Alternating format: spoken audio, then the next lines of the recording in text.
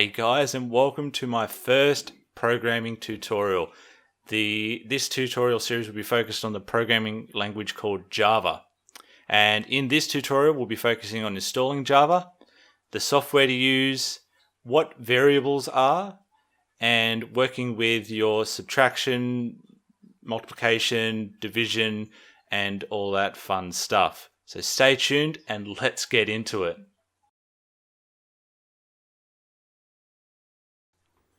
Okay, so we want to go to the Oracle website and then go to Downloads. Under Downloads, we want to go down to the Java SE. Once there, Java section will show up, and then go to the Java SE Early Access, or whatever it might be on your end. Then we want to go to the JDK.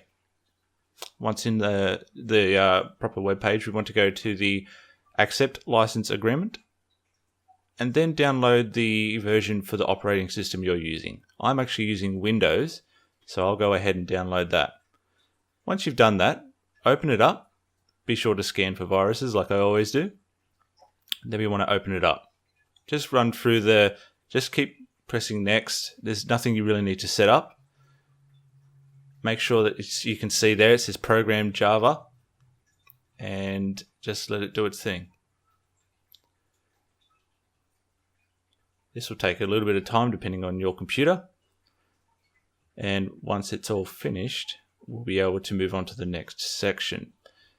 So as you see, destination folder, once again, that's the one we want it to go into. It's just the standard file. So we'll go ahead and we'll press next. Let it do its thing again. And as you can see, Java, being so versatile and portable, it's in a lot of devices around the world. We'll get into this later on, and you'll see once we get into Java itself, you'll start to understand how portable and versatile it actually is. It takes once again, it takes a little bit of time depending once again on your computer. Don't rush this sort of stuff. Make sure that you do it properly. It'll save a lot of hassles later on. Okay, once it's done, we're all good there. It says successfully installed. What you want to do from here is just head down to close, and we are done. Okay, so once you have installed Java on your system, you want to now go to the command panel, the command line. That's by simply, going to your search bar and typing in CMD, and then pressing enter. You'll bring up the command prompt right here. Now what we want to do is to test if we've installed Java properly. All you want to do is just go Java space minus version and then press enter. This will now allow you to see what version you have, would be the version that you've just downloaded, what runtime environment you have, and the virtual machine. Okay, don't worry about any of this. We'll get into all this later on. I just want to make sure that we've got Java working properly. Then the second thing we want to test is the Java compiler. Same deal, except remember it's JAVAC for compiler. Press enter. Okay, now if you get an error in either one of these, saying that it can't be found or invalid argument or whatever, that's fine. I'm going to show you now how to set it up. Alright, so we'll get out of that. Once again, go to this search bar and type in environment. And it should come up with edit system environment variables. Click on that and it'll bring up this. Okay, what we want to do is go down to the environment variables here. Okay, and what we want to look for, I've already gone ahead and done this earlier, but what you want to do is you want to go to new, type in whatever you'd like to call the variable name, something that you'll remember, could be anything, and then you want to find the location of the JDK that you have installed, and generally it'll be found in your program files under Java and the JDK which you installed. Okay, make sure that it's put in exactly like this. You can copy the URL bar or just type it in as is. Don't copy mine. It could be in a different folder. Just find it yourself. Okay, so once you've put that in, press OK. Okay, now it's showing where the Java JDK is located. Now what we want to do is we want to go to the path variable here, double click it, and what you want to do is you want to append this to the end of the line. Okay, but remember it needs a semicolon here. Anything in here is separated by a semicolon. Okay, so semicolon, then the path to where it was, but also append the bin subfolder. Okay.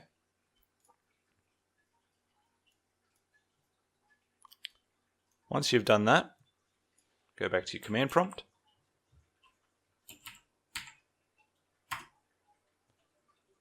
Then type in the same thing again. And you should find that it's all working good now.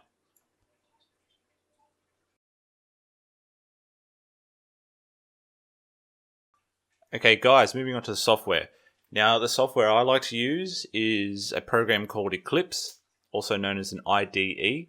Now an IDE is an integrated development environment. Now you can really develop Java in Notepad if you really wanted to, but I use an IDE because it's more helpful for when I'm coding. I guess some people could say it makes for lazy programming. I can agree with that, to an extent, but when we start using this, you'll understand why they say that. Now, out there's a bunch of IDEs that you can use. NetBeans, obviously Eclipse like I use, Android Studio, JEdit, JSource, JDeveloper, but for all my tutorials, I'll be using Eclipse. So I'll put a link down in the description for a couple of different IDEs, but if you want to follow along with me, I suggest downloading Eclipse. It's very versatile and portable. And if you have any troubles downloading these, please let me know in the comments and I'll get back to you and help you out as soon as I can. Okay, so now we'll move on to the next section and talk about variables and get started with the good stuff. Okay guys, here we are in Eclipse. And what we're going to talk about is variables. So what are variables? Variables are a way of storing data in programming. And you might see this a lot in, well, you may not know it, but in a lot of games they store, say, for example, Minecraft, they'll store all their items in variables and be able to use them throughout their code to store in different places. So you have your bags with all your wood and your sticks, they'll all be saved in their own variables. And it's a way of maintaining your code and using data throughout without having to continuously type what you want. And I will tell you a good example here. So let's just say, for example, we have a phone number. And the phone number is a very short one, and it's 4567. That's our phone number here. Okay. Now, this here is a number. So in programming, or in Java specifically, a number is known as an integer. So the integer, and what we need to type is we need to tell Java, okay, I've got a number here, so we need to declare it as an integer or int. And what I was mentioning before about IDEs and why people call this lazy programming is you see all this syntax highlighting here. So for example, it's turned purple and we've got an underline here. So the compiler is going, hey, something's wrong here. You can see syntax error, but that's okay. So some people say, it allows for lazy programming. If you did it in Notepad, you wouldn't have any of this. You can be more focused on the code. You'll know exactly what to do. I don't call it lazy. I call it time saving. So moving forward, all right, so we've told it now, okay, this is an integer and here's our number. Now, we can't simply just have that number and put it in our code, because if we did, we would forget what that number was for. And we're like, hold on, why did we use this number? I don't remember why. Or if we were in a group of programmers and we're all working together and we were just leaving these random numbers everywhere, and all the other team were like, what is this number for? And how does it correspond to this block of code? So what we need to do is we need to name it for readability purposes. So we need to give it an identifier. So this will be, let's just call it a phone number. Now, we can't have spaces here because you'll see there's an error thrown up. It has to be one word. And the way I like to type my words is a way called camel casing. That simply means that you have your first word, then you capitalize the second word, capitalize the third word, and just continuously doing that. Now, we don't want to have variable names that are 50 million years long. For example, phone number of my old house that I lived in when I was a kid. That's getting crazy. Try and keep them as concise and to the point, right? Well, as far as you can. Okay, so here we are. We have integer, and now we have a phone number. Now we've got to assign this to this.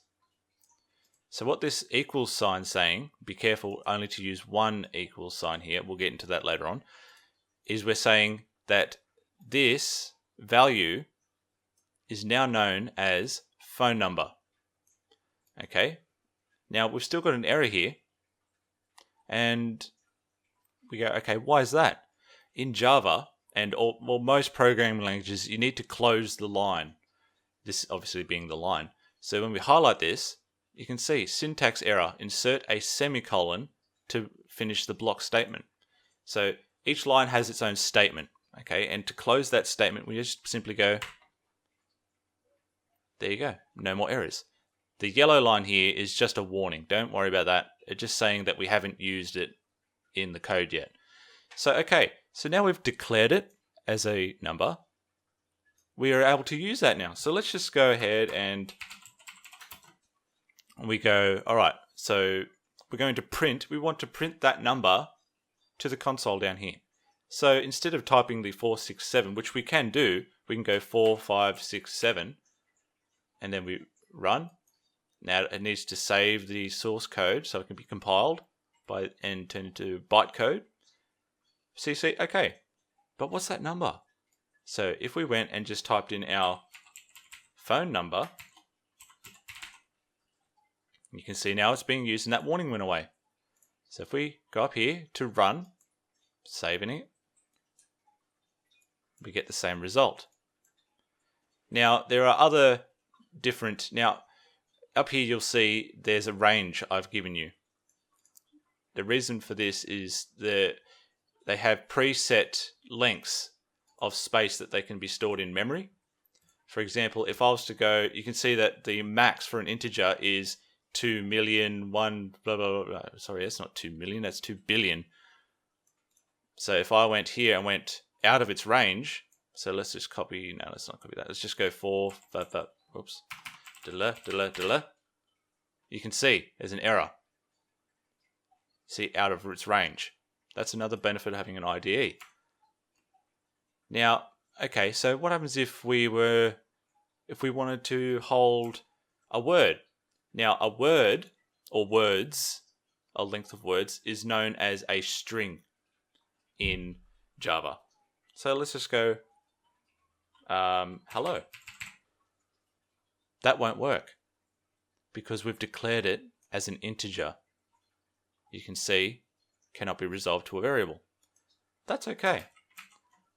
So what we need to do then is we need to take our word.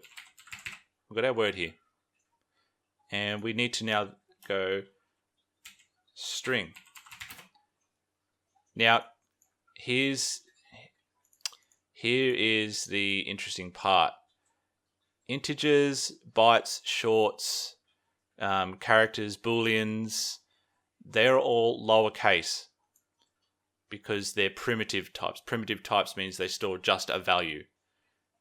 This string is of an object type, which stores objects, because a string or a word in Java is what they call an array. It's an array of single characters. Don't get too worried just yet. We will get into this later on. I like to give you these sort of terms straight up so that when you are at the point where you go, I know this, and you look back, you'll go, oh, see, makes a lot more sense now. Okay, so we've got a string here, and we're going to type it as word. So obviously we're giving it an identifier.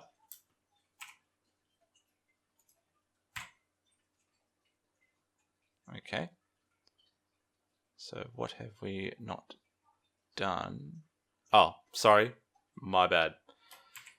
My bad. Okay, so as you can see here. All right. Why was that? Okay. In Java, when we're typing a string or a word, you have to encase it in double quotes. Okay? Otherwise, it's known as a literal. And a literal means this. So if I went like this, right? It'll say, hold on, change word type of int, da da da. A literal means the actual, what was the word I'm looking for? I want to say it is what it is, but that's not right. What we basically want to do is we want to say, look, I have a word here, okay? And the word is hello. Okay? So then if we go down in our little print line here, we go word. Okay, that won't work. But if we add the plus sign, now I'll get to what the plus sign is in a later date, but we're just focusing on the variables here. Okay, and if we save it, run it, and print it, you'll see hello. So that's just a way of initializing a variable with a value.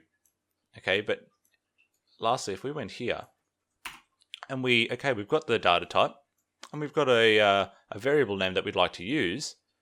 Okay, but you can see here it hasn't been initialized because Java is saying, I don't know what is it? Is it a word? Is it a number? I don't know. So if we go back and then give what's known as initializing the variable, it'll go, oh, now I understand what it is.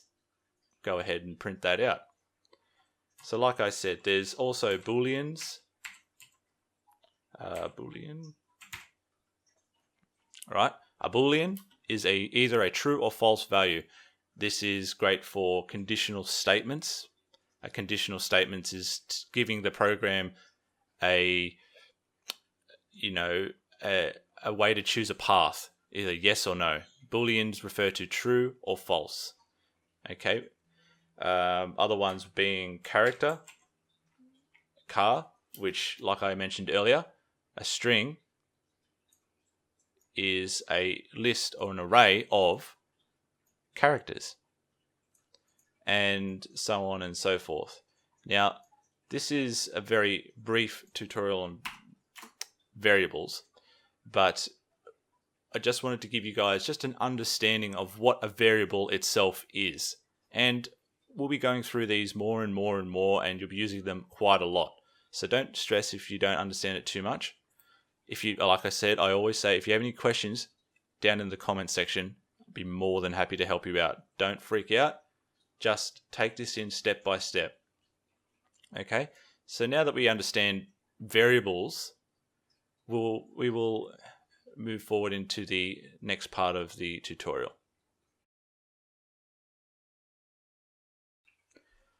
Okay, guys, now that we have understood, well, hopefully we have, what a variable is, I'm going to show you, we'll just work with the numbers now, and we'll do strings in the next tutorial.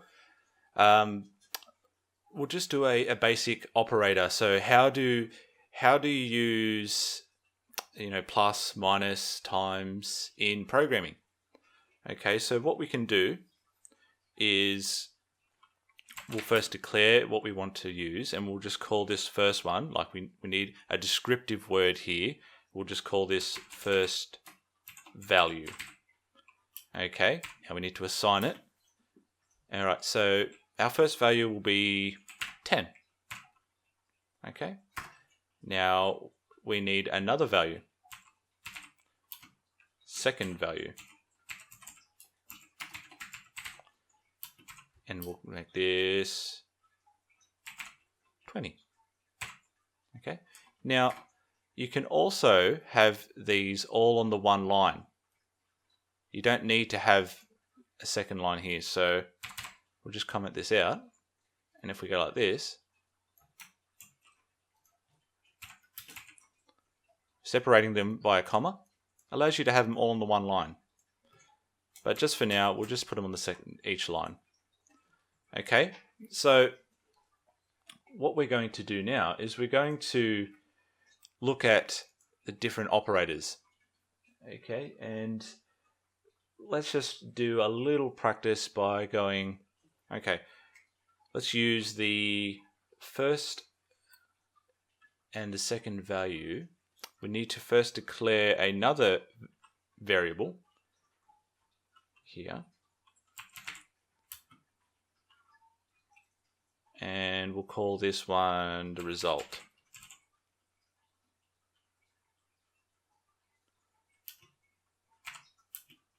Now, this result is going to have the sum of the other two variables that we have. So we've got first, right? So we have the first value. If I can spell here. So we've got first value. Now, for addition, it's the simple plus sign. And then we'll have the second value. Let me just copy paste it a bit faster. Second value. Okay. So back to our idea of variables. We're looking at this now. We understand that these are the identifiers of these values. We know that. But what's happening here is we're adding these together, making a new total, and then assigning it to the result. So you can see what we're doing here. And now, if I was to show you just this line, you'd look at this and go, okay, so we've got a first value, we've got a second value, looks like they're being added together, and this is the result that will contain those. And then you'll look up here, okay, so what's the first value? Oh, it's 10 units, $10, 10 whatever. And second value, okay, I understand what that means. So now if we go down to here and we want to print to the console, we'll get into system out later. Okay, this is just the way of printing to the console down here. Okay, so if we go result, all right, so now you can see the yellow line's gone. We've got it here.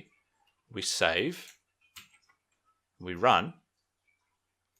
You see the result is 30. Now, one thing to be careful of here is if you were to, okay, you've used that there, all right, and then you've simply gone down here. Oh my God, just it's not my day at the moment, right? Equals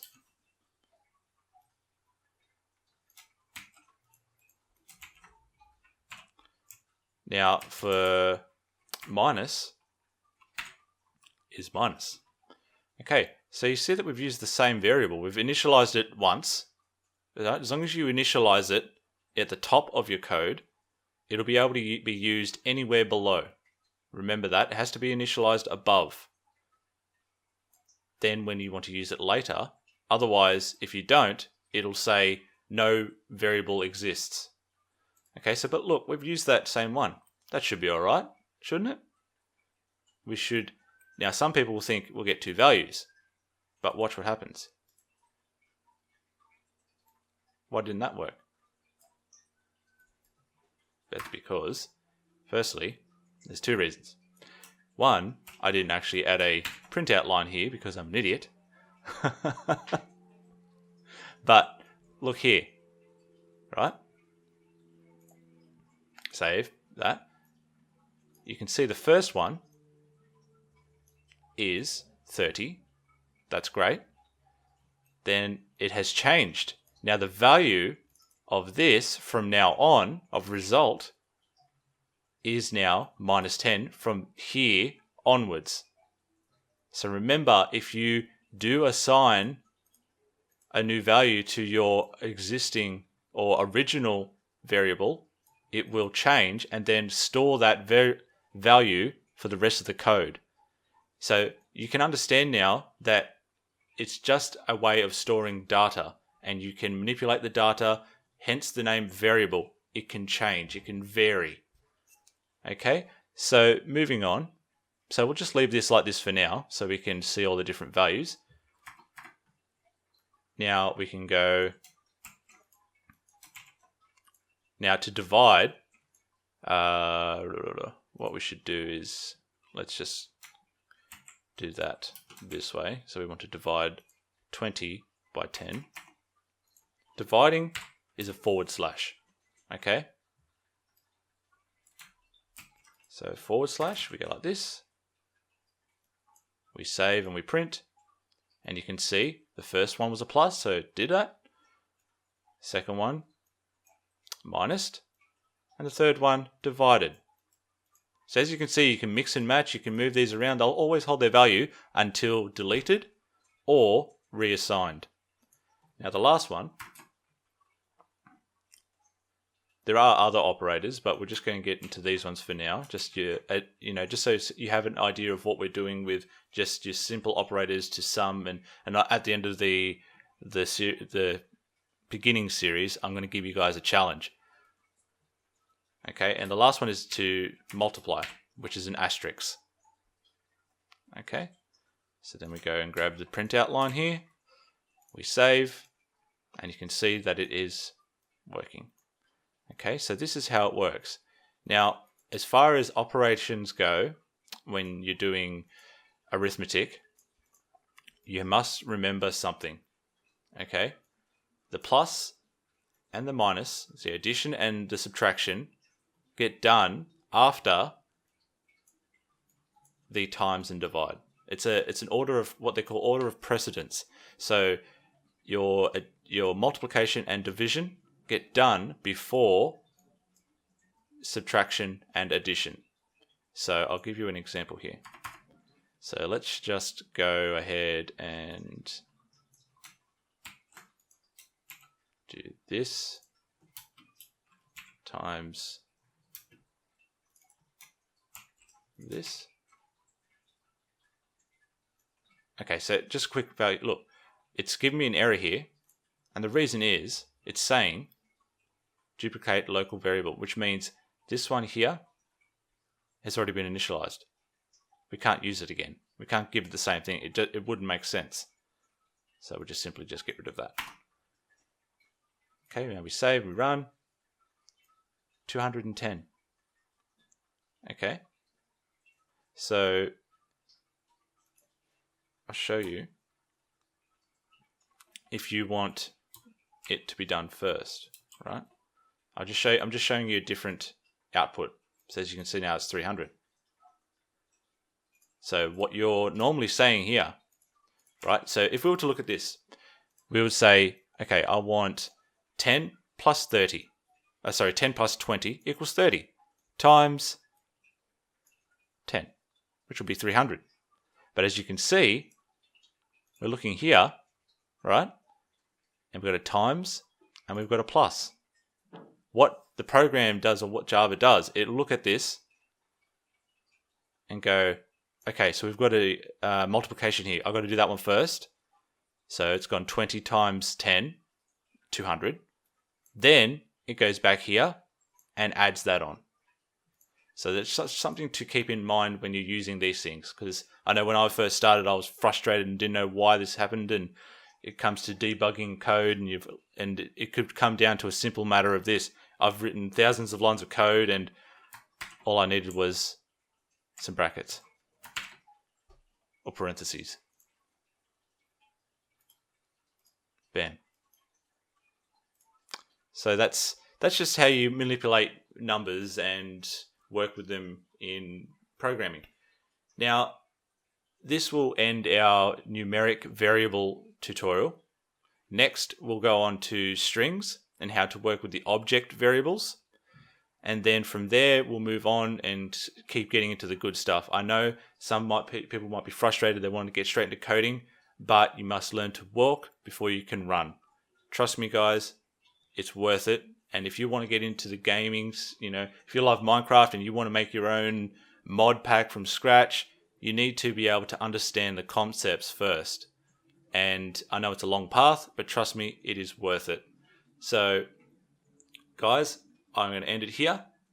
And if you did like this, please let me know down in the comments. Leave a like. And if you are wanting to know when the next one's coming up, hit that subscribe button so you'll be alerted to all the new tutorials and all the good stuff to come. So, on that note, I'm Ravenclaw. Thank you very much for watching. And I'll see you guys all next time. Bye now.